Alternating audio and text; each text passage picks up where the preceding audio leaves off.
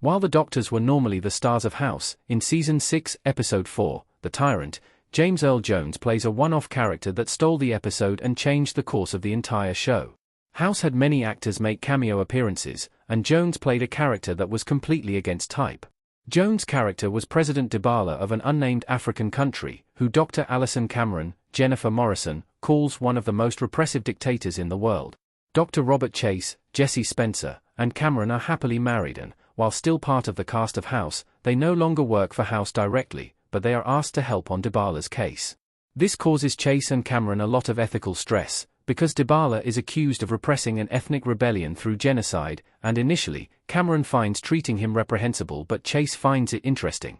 Because Jones brings so much to what could be a one-dimensional villain, his role starts a chain of events that leads to a rift in Chase and Cameron's marriage.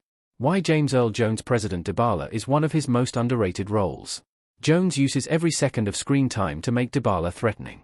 James Earl Jones as an angry Dibala on House. President Dibala is arguably one of Jones' most underrated roles, a twist on the type of character Jones normally plays. He often portrays imposing characters who come across as threatening but are ultimately good, but on House, Jones brings a facade that barely masks Dibala's true ominous nature.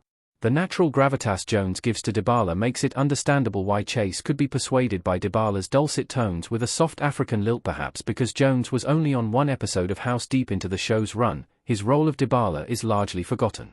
Jones has a rich, celebrated filmography, and it is hard to equate one small guest role to James Earl Jones' best movies.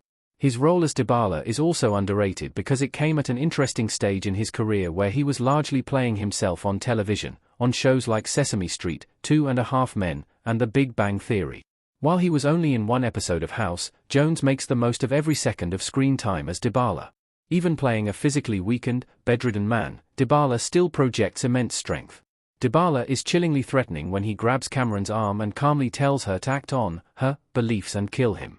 Jones conveys so much menace as he evades Chase's questions, not admitting to details but making it clear he's willing to do whatever it takes to save his country.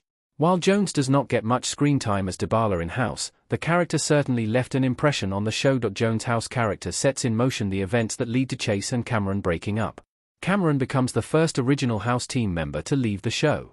After struggling to find the morally right solution, Chase decides to swap another vial of blood for Dibala's, causing the team to reach the wrong diagnosis and subsequently, Dibala's death.